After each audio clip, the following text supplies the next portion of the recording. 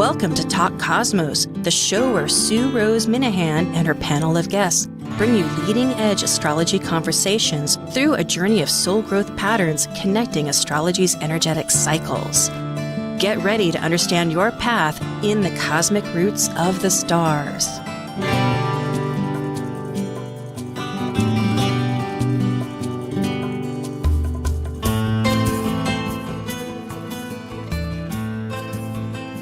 Where we have conversations awakening your authentic self for soul growth. And today is the 19th of June, and the conversation really focuses on the summer solstice, which is happening in 2 days on the 21st. Happens twice. Well, we have solstices twice a year. Solstice, the word, important to understand. It comes back from sol, which refers to the sun, and stis, which means stop. And that's our apparent relationship and view witnessed from Earth. It's not actually happening. But tropic means to turn, and that's very involved here because it's the sun, because of our orbit going around our tilt. We're tilted at 23 degrees at 26 minutes, often rounded off to the half degree. But that tilt means that at different times of the yearly annual orbit, we're pointing closer or further away from the sun. And that all depends, if you're still with me on this visual context, either above the equator or below the equator, which is the opposite experience. Meaning we have a winter solstice, which is usually about December 21st, and a summer solstice, which we are now discussing.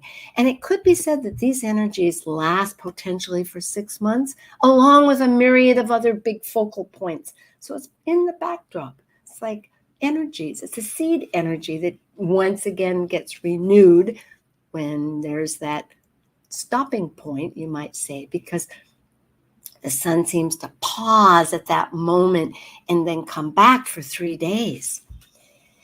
Well, when it occurs, and that is when the sun actually reaches 0 degrees Cancer, is at 2:14. Actually, it's rounded off. It's just at 2:14 a.m. in the Pacific Northwest. And that's where this is broadcasted through. However, in Greenwich, where the clock, the man-made clock, the humanity-made clock, is situated for the world. Well, almost the entire world. We won't discuss that right now. I'm sorry, I elaborate because there's a few little pockets on the earth that say, nah, we got our own time.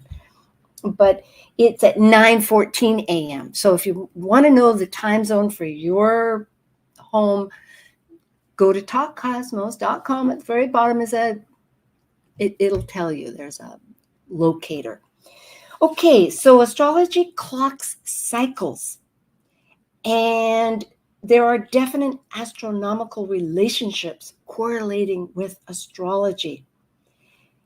And today we have 5 wonderful astrologers that will join in this panel, all familiar for Talk Cosmos, and so grateful to have joining us again. And I'll do perhaps alphabetically by their first name. It's always a choice. Israel Ahosi, who has a diploma in psychology astrology and lives in London, is the president at this time of Astrological Lodge of London. And he studied with full honors in psychological astrology at the Center of Psychological Astrology in London with Liz Green. He's a full-time practitioner, teacher of astrology, tarot philosophy, and esoteric teachings, and has international students and clients. And Israel also includes cosmology, mythology, occult sciences, Kabbalah, shamanism, and divination. Pardon me, my tongue. So thank you, Israel. It's so great to have you again. And on the panels, this is really a treat. Thank you for having me. Great to be here as always. A wonderful energy. Looking forward to it. Oh, goody. We have Justin Crockett-Elsey living in Port Angeles, Seattle. He's an archetypal astrologer, teacher, author, combines Western ancient astrology and modern psychological astrology with Eastern Vedic astrology, and specializes in predictive, electional, karmic astrology, and does research in arcane astrological concepts, focusing on mystical occult side. And he's a certified help me here, Nathan. My tongue, I don't know English very well. Thank you. Essential oil specialist and an herbalist. And it's great to have you again. Thank you, Sue. Thank you, Sue. Yeah. Then we have Karen Wonderland. And Karen, for about 30 years, because I don't think you've updated my bio, you've been involved with business, astrology, tarot, mythology, metaphysics, mediumship, and you have a client-based teaching classes and study groups and in Western and Uranian astrology as a consultant also. And you're located in Seattle, Washington. And Karen's been on the boards, many boards, Washington State Astrology Association in every capacity, Kepler College, the great online college, and Camp Edgeworth, Church of Divine Grace, Spiritualist Association of Churches, and the treasurer now of Vedic Astrology, Council of Vedic Astrology. So wonderful expertise in many capacities, and I'm always grateful for you too. Thank you. Thanks so much, Sue. I'm delighted to be here. Then we have Elizabeth Mouchette from Camano Island, Washington, professional astrologer, intuitive, numerology, and tarot. Does consultations, author, blogger, sacred healing counselor, international Reiki master teacher, and tutors and teaches internationally and lectures, and also on panels. So thank you, Liz. It's great. And thanks. It's great to be here. Yes. And last and never least is Marie O'Neill. Marie, in this case, M is the last initial on my little category. And you're founder of Padma Life Coaching, located in Santa Rosa, California. And you're a life coach, astrologer, speaker coach, past life regression facilitator, and lecturer. You're also a distinguished Toastmaster through Toastmasters International, on the board of directors with TED ex Sonoma County, astrologer mentor with the Forest Center of Evolutionary Astrology. I don't think I said that right. Astrology. Yes. And published a book, as several have here. Your book was And the Lotus Opened. And you also are beginning for several years now, your virtual healing retreats with changing dates. So thank you. It's always a treat. So here we have, yes, our 5 great astrologers. Thank you, Sue. Thank you.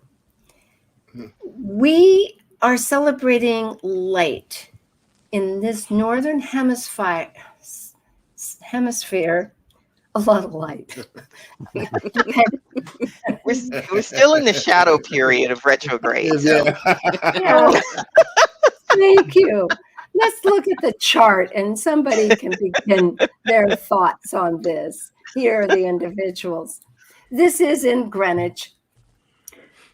Immediately what comes to mind is for the world, we have 11th house energy of networking. Here we are again as an illustration of that.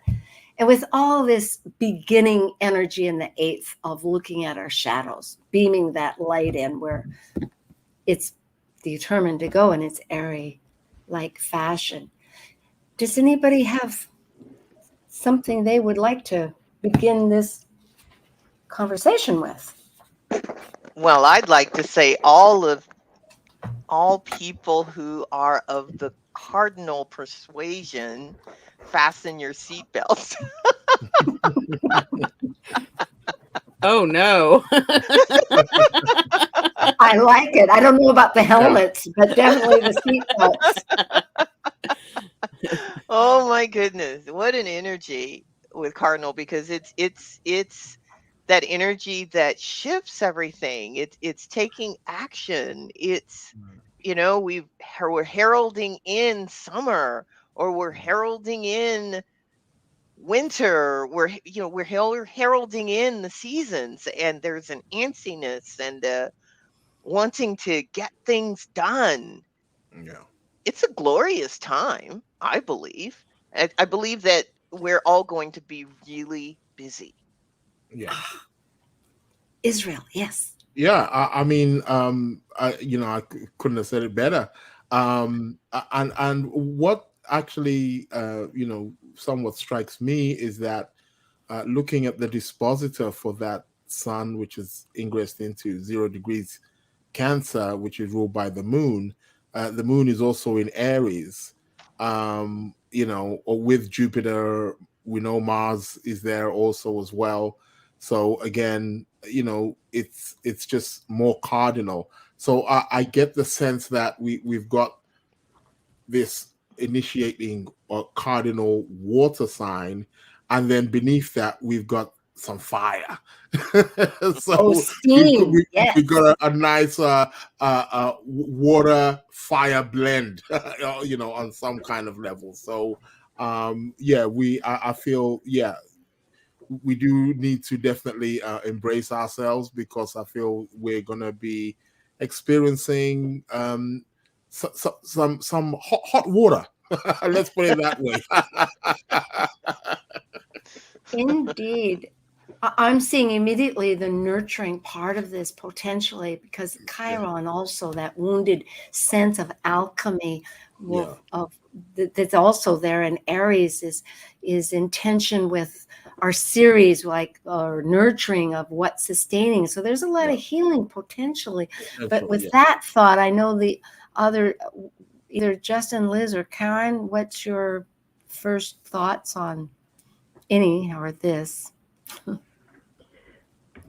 So my thoughts were that with the cardinal being the representation of our ability to connect to other people and other places in the world, and with both the sun and the moon on cardinal point, on those really strong cardinal points, the Aries point, there's a lot of talking, there's a lot of conversation that goes on. And for the next 3 months at least, a real focus on what's really important in our life, some fear about money, some fear about stability, and yet there's this great desire to begin something that is the nurturing, that is going to fulfill the needs that we have for ourselves and our families. That's good. Yeah, Justin? that's good. Yeah, as I was looking at this chart, it dawned on me as we're stepping forward into a new phase here. There is sort of this pause, because if we look at this chart, the moon is actually waning. It's in that last quarter square. It's squaring the sun. And it's what's in that phase is called the crisis of consciousness. And it's calling us to, before we step over that threshold, to reevaluate some things here. And this is definitely supported by that Virgo ascendant, which is ruled by Mercury, and it wants to improve and make things better. But I think what really supports that sort of that pause before we go into a new section here is Saturn. Saturn is just like, it's squaring those nodes, it's squaring Uranus, and it's opposing the ascendant. So there is something that we have to do before we move forward here about changing somewhat of a reevaluation and kind of checking our perspective, our past experience before we move on into the next cycle here. So it tells me that we've got to pay attention to those squares. That Saturn is telling us, whoa, wait a second, I'm retrograding. You have to do a real, kind of some reevaluation here before we move over that threshold into the summer. That really supports also this whole idea of the South Node in Scorpio with all our relationships of exchanging resources. And Liz, I know you always have a thought here, but whether it is in context or something extra, to add to the whole mix. I want to go and look at Uranus conjunct the midheaven, the North Node, Pallas Athena, Venus, and Sedna. It's like, to me, it's really highlighting female energy. I mean, it could be women, but we all have a female part to us. And as has been mentioned before, Saturn is square all that. So it's like the tradition, the old guard wants to keep things a certain way, but the women or the female energy is all gathering together and has Uranus with it to help open and break through to something new. Wow. Yes, breakthrough. Yeah. Well, and I agree with that completely, Liz. The idea of those old entrenched patterns, the fixed element of, these are just things that we do by habit. And now we're being asked to really look at them consciously and go, oh, why did I make that choice? What else is possible here? Because the choices are, there's a zillion choices out there. And I think we're being called to really choose wisely. And what does that mean? That means something different for every person and all the countries and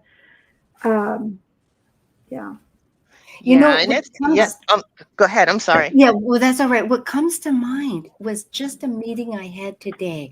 I was reflecting on the idea that we have Pluto in Capricorn still finishing up its last few degrees, and it takes a long time. It won't be finished till, I think it's 2024. Yeah.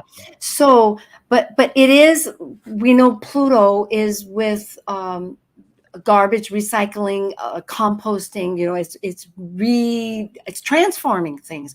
And my meeting today in our condo association here in Hawaii on the Big Island, we have a recycling committee. Hawaii does very little recycling.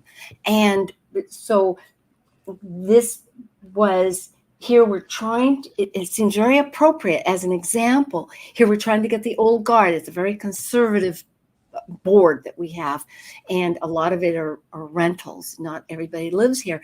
And what I'm getting at is that it's a matter of trying to transform that Saturnian structure into embracing something that would be elevated, like recycling, which is so much like with the Plutonian energy of our material goods. And so it is a matter of changing consciousness as part of this example that I think lends itself, as you were saying, Karen, with all the options and what we're all discussing, because it's changing the idea of trash to resources. It's always that old adage, somebody else's trash is somebody else's gifts. But really, it is this new perspective. And I wonder, with all that Aryan cardinal energy, with the moon in this instance, our emotional, our belief systems of Jupiter, our wounds that we're trying to recalibrate, how to make them useful, and our direction with Mars is all working to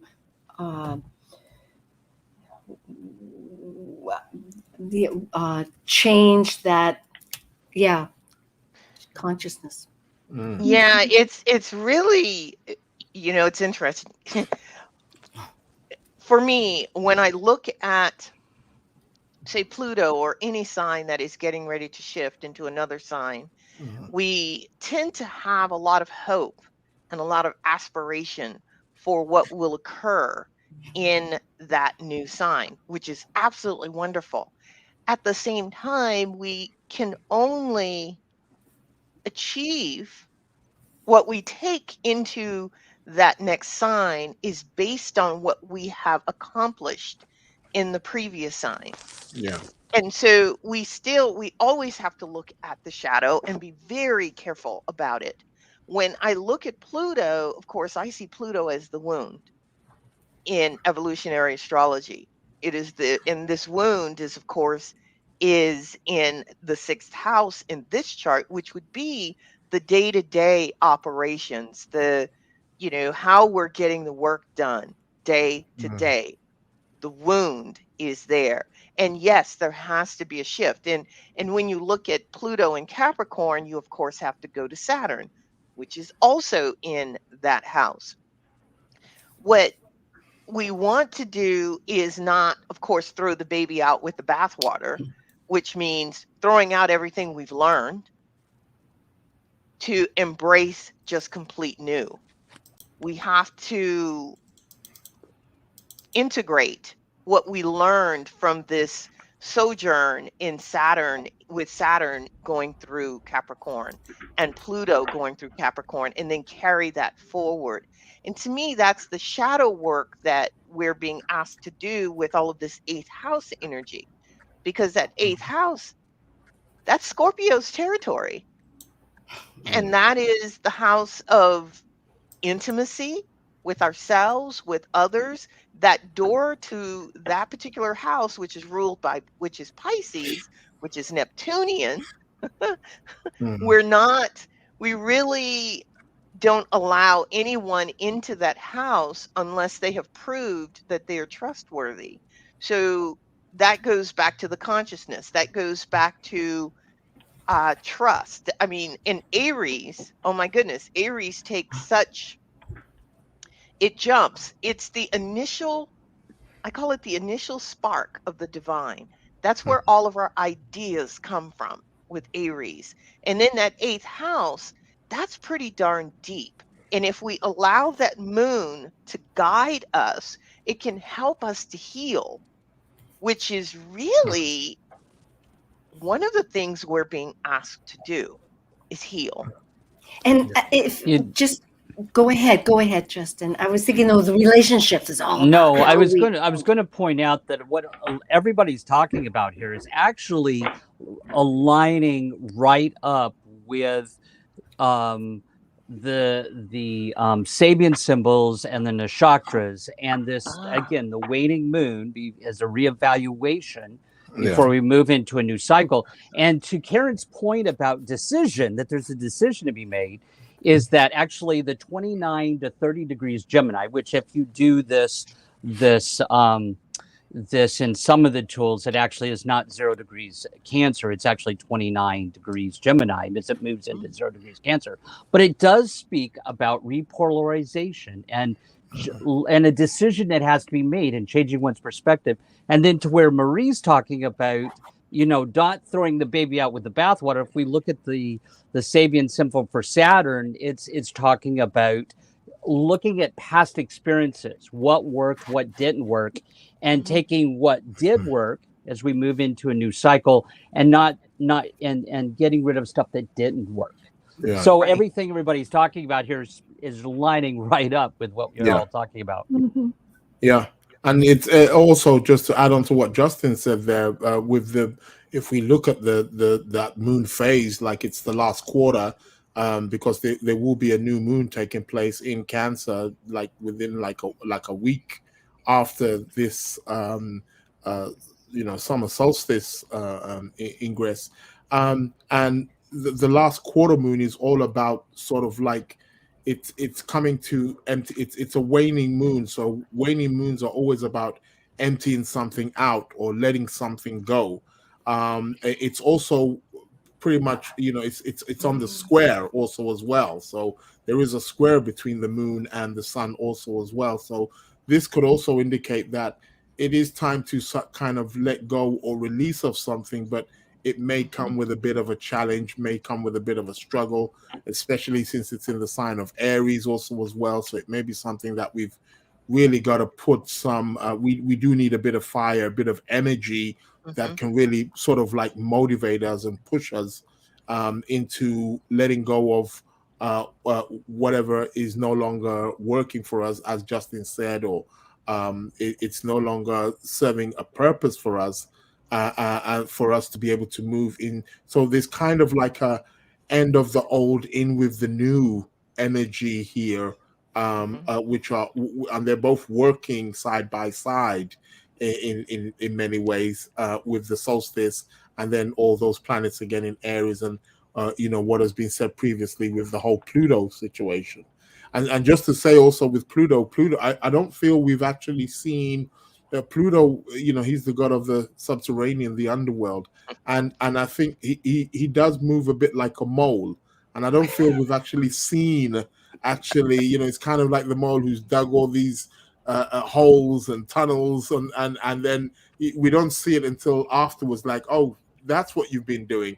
That's the holes that you've been. And I feel that we will definitely see that, because this is like the last summer solstice, because by before next year's summer solstice, Pluto would have moved into Aquarius. So we would have already got a taste, or be getting a taste of what the new again is to come. And then he is going to retrograde back again into Capricorn. He will be back in Capricorn by the time but he would have already gone into Aquarius. So I think that's also a pointer of that shift that we're about to be exploring. Beautiful. Yeah, that's true. From a organizational point of view or business point of view, that Pluto also represents oil and large companies and finance are in Capricorn. And it is right now trine Venus exactly at 28 degrees Taurus. And that trine is really it's like gas costs a fortune right now, $5 a gallon in the US at the moment. And inflation. So this is a very inflationary process. One of those points where sometimes having a benefic with a change agent like Pluto or Uranus is difficult, because she just makes it bigger. Thank you very much. Plus Venus is also Morningstar right now. So she's in more of her aggressive element, and she's in a mood. And so she wants to get it done, and she's not the nice Venus right now. She is more feisty and willing to fight over it than at most times. And we have Neptune at 25 degrees Pisces in the 7th house. And that Pisces in the 7th house for groups and organizations, one of the things that Neptune is really good at is at dissolving connections away and apart from each other. So you may discover that a lot of people around you, and maybe even yourself, you're wondering, who can I trust right now? And who's telling me the truth? That the 7th house is our friends, but it's also our open enemies. So it's like, ooh, who are our frenemies? People we need to know, we need to have in our life, but we don't quite trust them. Yes. So much, everybody. And it does bring back that receptive energy that I think, Liz, you started off with in one way, saying the internal processing and values of what's so important. We'll be right back. This is Summer Solstice panel with Talk Cosmos on June 19th. And thank you, Liz, Justin, and Israel, Karen, and Marie. We'll be back. Thank you.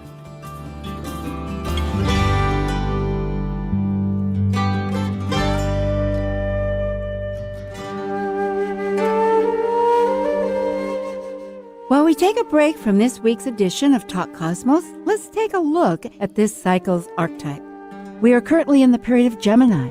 By leaving a cycle based on physical form, integrated through spirit, the energy of Gemini connects spirit with matter, focused on communicating and defining the external. Gemini is a mutable air sign signifying flexibility. Gemini dually focuses upon teaching and learning in order to synthesize the world one lives within. Hi, it's Dr. Laura Tad, and I wanted to let you know about my course in personal mythology. now offered as a self-paced online class. You can explore the stories you live by and those you have inherited from your ancestors, culture, and society. This course comes with 8 30-minute check-ins with me as you move through each of the modules. Enrollment is ongoing. For more information or to register, please go to my website, mythicsky.com. Talk Cosmos. Carol Dimitrov, intuitive astrologer, and you're listening to Talk Cosmos on Alternative Talk 1150 AM, where we unveil astrology's ancient archetypes that continually build the collective experiences in our unconsciousness. Conversation you won't find on the rest of the dial. Alternative Talk 1150. Hi, we're back again. There's so many key words that came popping to mind. I just ended in repolarization, which isn't that great in a way. I was thinking that between Gemini and Cancer, which are Anticia. I mean, they do relate, which is that hidden factor too. There's a great study class that one of Karen's students has been helping us understand that more. Liz, do you have some, I know you started off last time and we hadn't brought up some thoughts here, but whether it's about numerology or whether it's just something that is focused, cooking there to start us. Yes, since the sun's at 0 Cancer and the ascendant's at 0, to me the 0 is infinity. It's like all possibilities, it's all opportunities, anything's possible. And then the moon has 3 degrees, so it's like very early degrees of the sun, the moon, and the ascendant, which are prominent points in the astrology chart.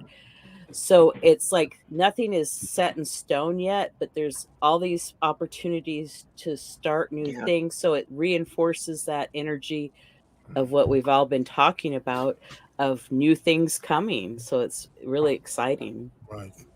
That's so cool. Because, I look at that 0, and it's like, oh my God, that's so new. That is just, everything is new. You don't know what you're doing yet. And there's actually a concept around that 0 degrees Virgo, 0 degrees Cancer, and that 3 degrees, that beginning of Aries. It all is about sort of how you would say, the objectification of consciousness and objectivity and awareness of self. And a kind of polarization as we get to that about one's emotions, that 0 degrees Cancer, Yeah. Something in the young stages, just being seeded, just being born, ready to, it's almost like the seeding and the flowering also as well. It's letting us know that they're all part of the same fabric, So what has to begin has to end, and there's that ending of the cycle that we were talking about before, and there's also the beginning of the new cycle. And as with anything started right now from a business perspective would be something that would have a great deal of energy behind it and have to transform itself over the course of the several years of that organization or company's business. Because if it starts at this time, it's going to need that. And Iranian, be flexible. Are there Iranian points too? I know that in past conversations you've brought up Adamus, but I didn't know what was potent right now. Is there something? Well, from that gives you the Uranian points give you a lot of frosting. Okay, a lot of additional information. From the basics of Uranian, we'd look at the sun, moon, ascendant, midheaven. And that midheaven is the most important piece of the chart in the Uranian system. And at 20 degrees of Taurus, a fixed sign, very creative energy, it's like, this is who I want to be. here is how I'm seeing myself. I want to be strong. I want to be stable. I want to be dependable. I want to be relied on. But, you know, I don't know if I really trust other people to take care of me. I'm going to be a little bit reserved because Taurus is like really concerned with their own resources because they don't know exactly what they need. So they'll just kind of squirrel away everything. Thank you. And that is, but once they do know they have enough, they're phenomenal sharers. But it's like learning that and being in the process of that. It's like, well, what is enough in your life? What do you have more than you need? You know, where can you share? Where, whatever that is, whatever kind of resource that is that you have. I look at our resources as time, talent, energy, and money. So where do you spend those resources that you have that are the Turanian resource base? And that midheaven is, it's like it's personal, but it's undergoing dramatic change with Uranus right next to it. It's like, ooh, what I thought I needed, maybe, you know, I did need that maybe 8 years ago, 15 years ago, but I don't need it now. And having it on that ninth house side too. Yeah, it's something that it's in school. So it's learning what it needs. Well, and the node's right there too. That's you know that south node on the IC. That something has to be let go of before we can move forward into it. You know, and I suppose the ninth house also can bring in influences because that's also foreign countries. It's foreign affairs on a collective level, and we know, especially due to the situation with Russia and Ukraine at the moment, that a lot of countries are now having to rearrange. I think that Uranus may also be telling us something, just making those unpredictable changes and rearrange, sort of like a bit of chaos thrown into the what we thought we planned. And we're having to, okay, so who we're going to trade with and who we're going to, I know over here in the UK, with, they're speaking about, negotiations with Biden, and, we want to get our oil or gas from US and, and various other parts of the world also as well. So I feel, that the ninth house is definitely speaking there, for sure. It certainly is. And from what I understand, and correct me if I'm wrong, the degree of, say the 20 degrees, I was told at one point that would represent also the maturity level of that particular. There is that concept. And Orton talks about it a lot. Yes, that it is a development. If we were to look at our own planets, for instance, and put them in chronological, which is a modality you can do, I know. But I suppose also looking at the ruler of Taurus there, Venus, she's at the end. She's at what, 28 degrees. 28. She's a very mature. She's very much. She's coming to that. So again, there seems to be a lot of significant early degrees and later degrees also as well. That are, you could say that maybe, but maybe she's just, if she's a morning Venus, I think she's just initiating her first Saturn return at 28. No. Karen, No. Venus, when she's a morning star, is a wily veteran, shall we say. And she's not taking prisoners. Yeah. I mean, That's not. No. She knows what she wants. Yes, definitely. She knows clearly what she wants. I did not mean. I guess I was thinking back to my own Saturn return. Of course, I went hitchhiking. I threw everything out, and that was what I did. I didn't do anything mature. I just explored the world. So I was, simply thinking. Yes, you're right. I mean, the moment Venus turned into a morning star, we not too long after we had the situation with Putin, sparking off this conflict with Ukraine. So and she, if my mind serves me correctly, Venus is still going to be a morning star up until later in the year. I think round about October before it becomes an evening star again. So that may be telling us or showing us some influences maybe around the whole conflict. Maybe that could be around the time maybe when they, come to some kind of peace treaty or negotiation, and everything starts to die down a bit. Yeah. And Jupiter will then return to Pisces as well. Yeah, at the end of October too. Yeah. That is true. So I look at Venus in those later degrees, and I know she's not Pallas Athena, but I see her, so her energy is such Pallas Athena, take no prisoner. Morningstar Venus. Morningstar Venus. Yeah, definitely. Yeah. Well, and she gets underestimated too. Most definitely, yeah. Yeah. Well, everybody wants Venus to be the beautiful evening star that's so shiny and bright and beautiful, and it's like, morning star, she's not having any of it. But right now, if you can go outside just before sunrise, you will see phenomenal 6-planet conjunction with the moon, Jupiter, Mars, Venus, and if you have a pair of binoculars, you'll even be able to see Uranus. Oh my! Oh wow! That's incredible. Yeah, because Uranus is very close to the Earth right now. So with binoculars, you could see. It's very unusual. You can see. It's been, I think, 6 or 7 years since we've had that close a conjunction. Yeah.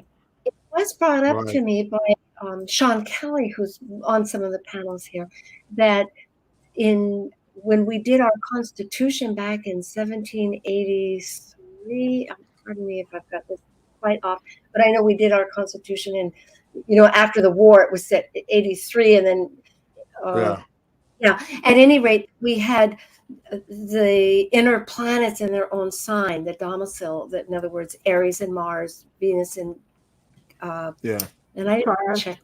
Yeah, thank you. And Gemini in Mercury, Gemini, which it is right now too, which adds to what you're saying as far as this rarity. The last time recently was back in 2004, which is like a synodic cycle, right? Almost 8 years. Yeah, and we're still working with the energy of our Pluto return in the U.S. Oh yes. Oh. Yeah. Will be.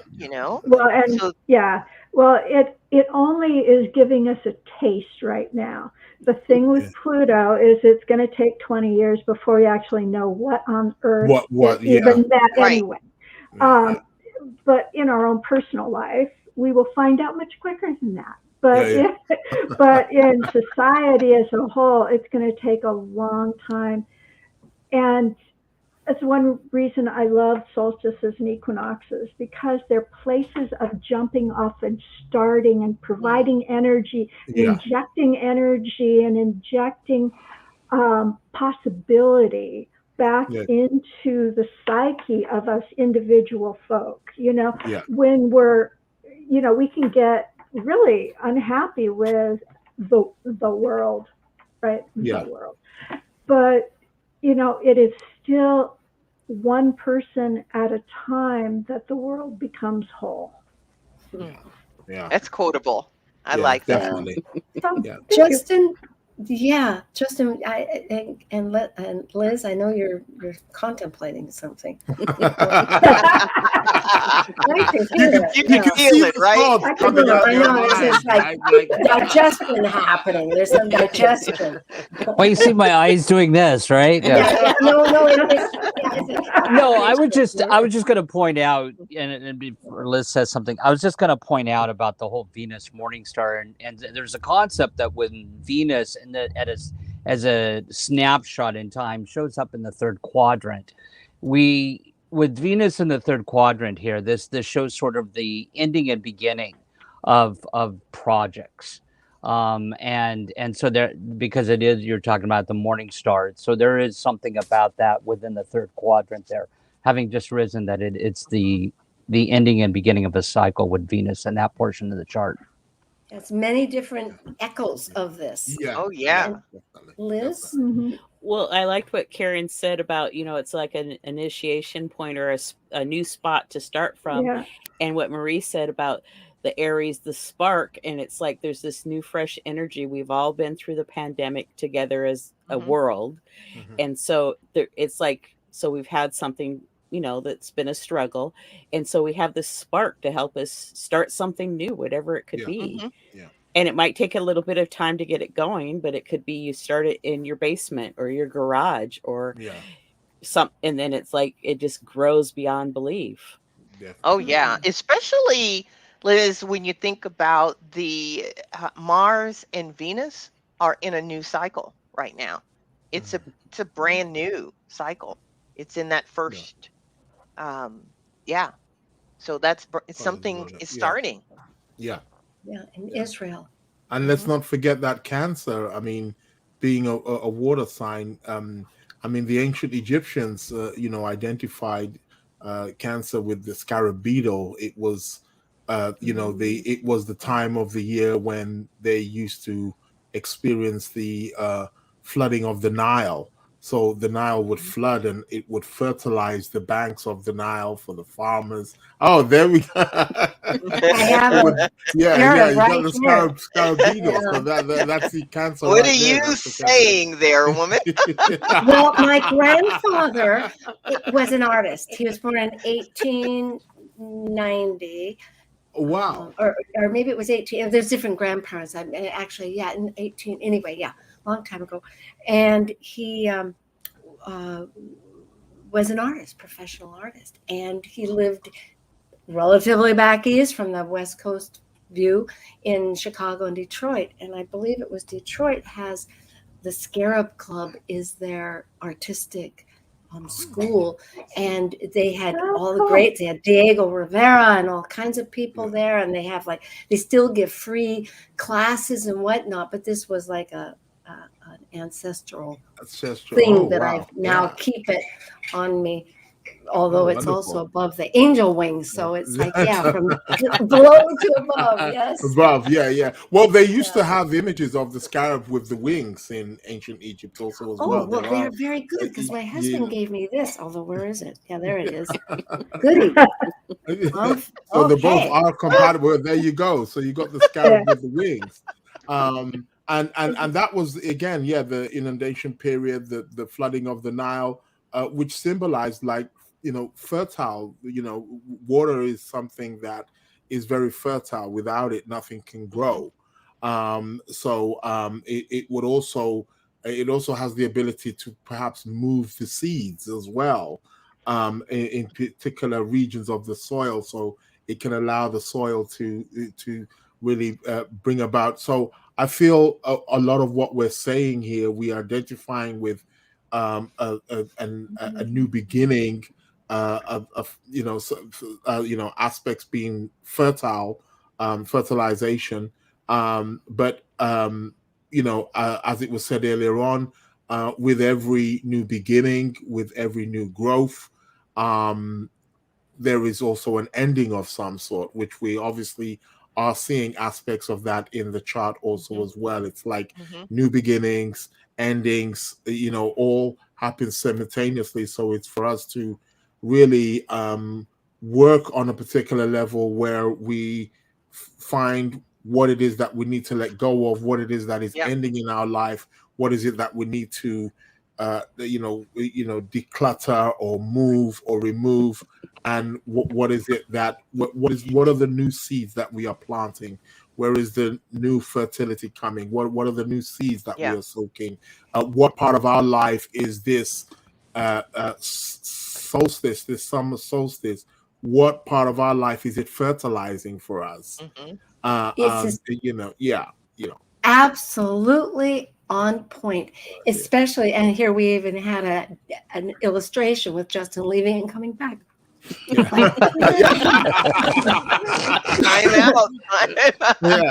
Yes, but it does bring fact that in that eighth house of the world chart that we're looking at with Chiron there in Aries, that is I think, exactly an attention point of a square with Ceres, I believe it was, of nurturing. And I was thinking it goes back to that water, the steam, the water of both of these nurturing pain. It can be so associated with grief, especially in these fixed houses where there's sudden changes and there's deep psychology needs.